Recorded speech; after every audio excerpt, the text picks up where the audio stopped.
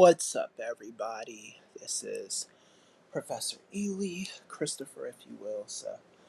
Anyway, it's been a long 24 hours since Charlie Kirk's untimely demise.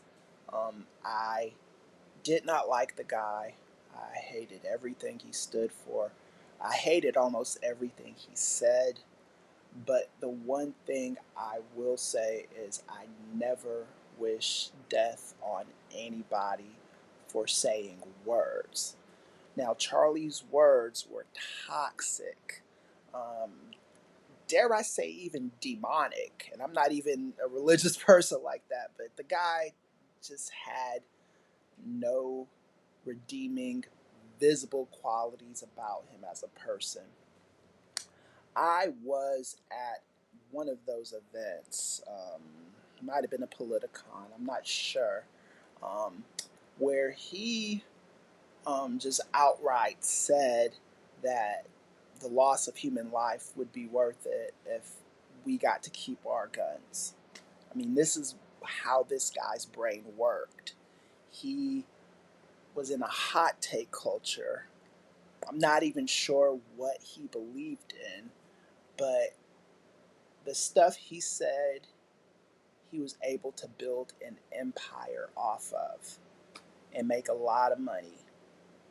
And I'm not even sure he considered what his words were doing to um, draw back humanity.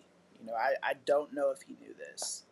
Um, the irony of the situation, and it's deep on so many levels, because he's a white guy who fought for the rights to carry guns, and he's done in by a gun. He hated black cities, um, wasn't really a big fan of black people, just from his own words that he admitted.